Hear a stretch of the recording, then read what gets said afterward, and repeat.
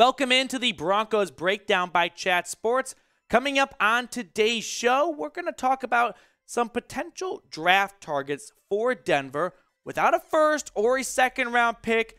The mock drafts, let's just be honest, they're not as fun, right? So we're just going to focus in on some dream draft targets for Denver in round 3 because they have back-to-back picks at 67 and 68. So 40% of their draft picks will be made within 5 minutes of each other. But hey, that's fine. They still can make some trades, move back, get some more picks. That sounds way more likely than them moving up without any picks to get offer to move up. So if you don't remember, here's what Denver's working with in this upcoming draft as of right now. 5 picks, 67 and 68. They got the 68th overall pick from moving back last year so the Colts can move up and draft a safety. They got a 4th rounder, a 5th rounder, and a 7th rounder. If you're wondering or asking, hey, who could they move up and get? What are they going to move up with? More picks for next year? Probably not.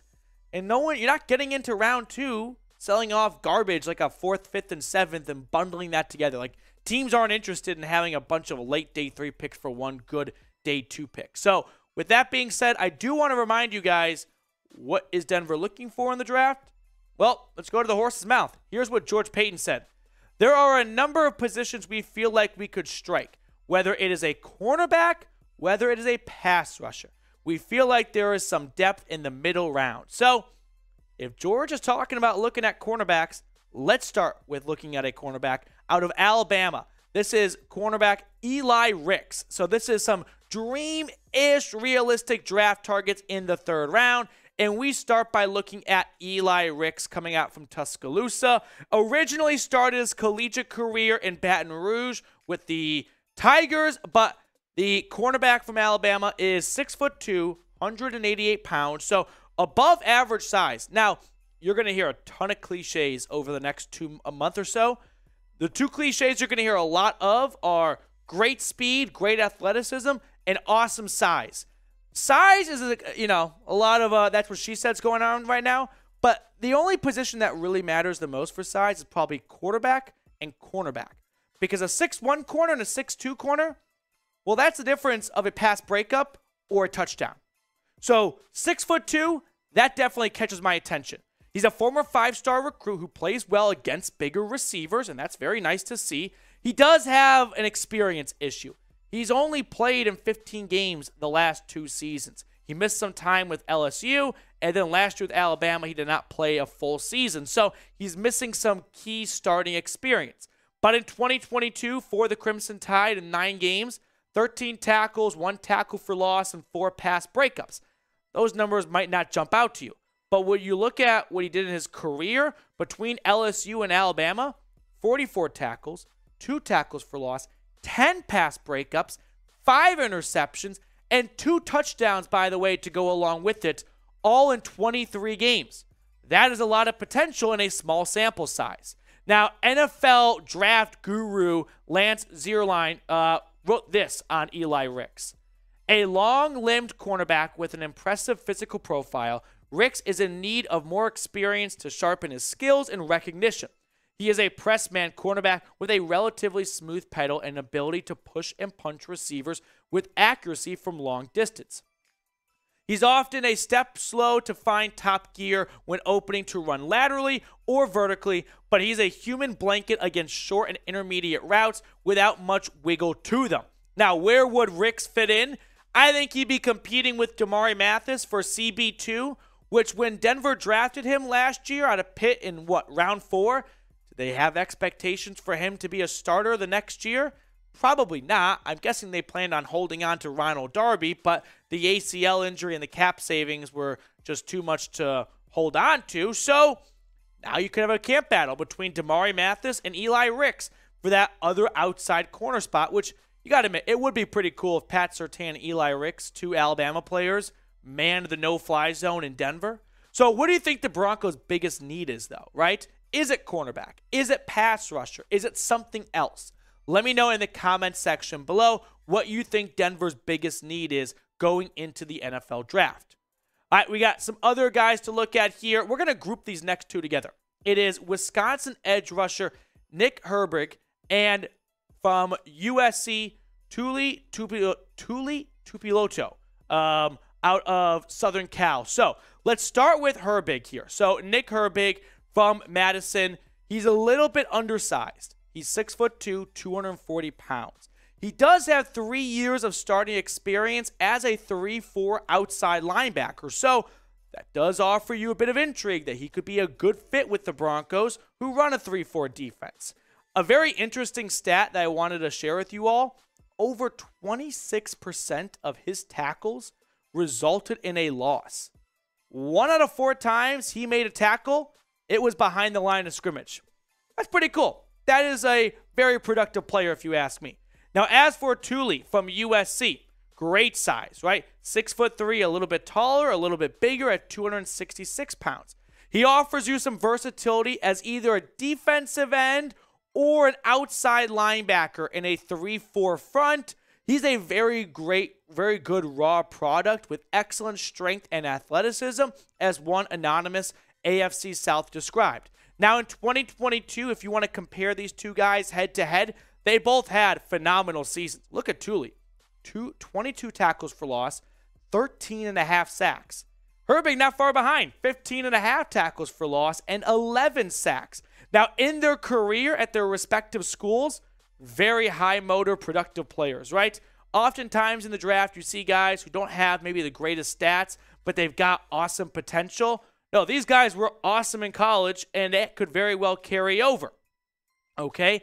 Herbig, like I said, 21 sacks, 0 interceptions, 4 forced fumbles for each player. So we're going to look at the Broncos front 5 now, and you can see where they could potentially slot in. Zach Allen, DJ Jones, and Baron Browning, and Randy Gregory, they're locks to be starters. Jonathan Harris right now, with no Deshaun Williams returning at the moment, he'd be the other starting defensive tackle. So you could move one of those two guys at that opposite spot from Zach Allen, or you could wait for Randy Gregory to get hurt. Like, those are your two options right there. Now, we're going to get to more draft targets in just a brief moment, but we've got a brand new draft channel here at Chat Sports.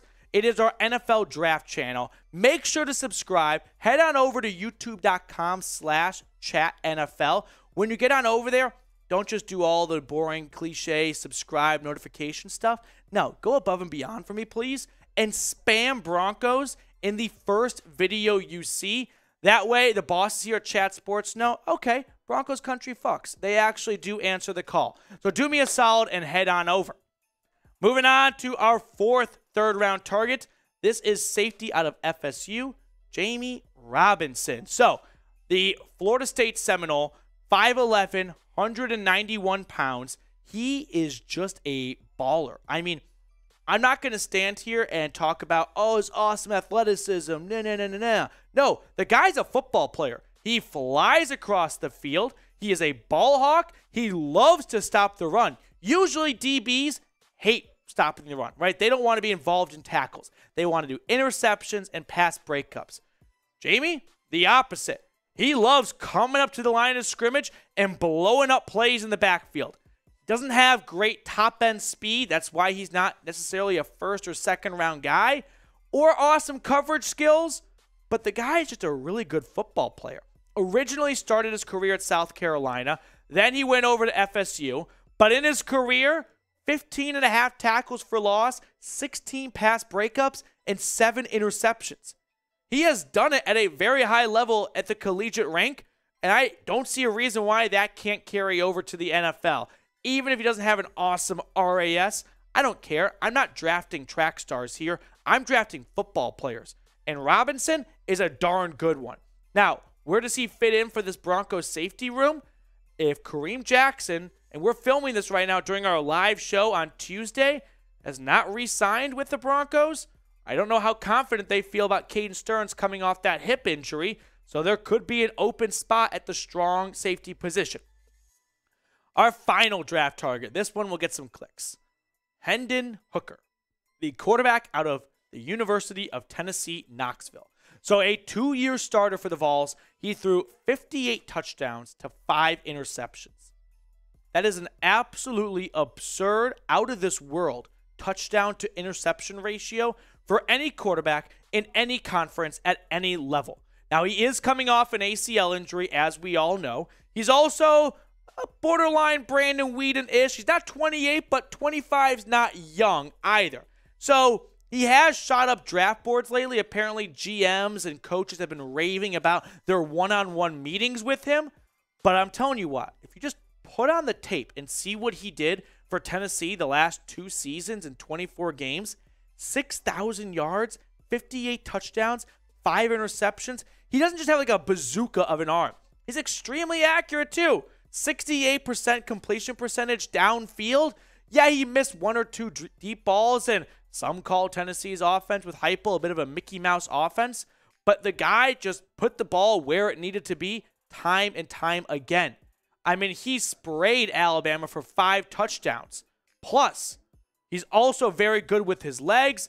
There is no reason why Hendon Hooker cannot carry that over to the professional level. So, Hendon Hooker, in my eyes, whether it's with Denver or another team, he is going to be a very successful quarterback in the NFL. I do believe that. QBs in this draft, they're the ultimate wild card for Denver. Like I said, when you only have 5 picks in the draft, everyone's got to count, right? You really can't afford to pick one at a position that you don't need. Now, I'm all for best player available, but best player available gets watered down when you only have 5 picks to make. If George and Sean Payton fall in love with a quarterback, don't rule out them surprising everyone, picking a quarterback, having him sit for a season, potentially take over from Russell Wilson next year if things don't go well with Russ in 2023. Just keep an eye on the quarterbacks in this upcoming draft. So be the GM for me. Do you think Denver should draft a quarterback? They've spent a lot of money in the quarterback room as it is, right? Russell Wilson's contract, casually, Jarrett Stidham, 2 years, $10 million. Like, that's not nothing money. That's a good amount of money for a backup quarterback. So, should they pour more resources and assets into it? Let me know Y for yes or N for no down in the comments section below. I appreciate everyone for tuning in, making us a part of your day. If you have not subscribed, please go ahead and do so. Hit that big red button and sub and get the best Broncos coverage all year long right here at the Broncos Breakdown.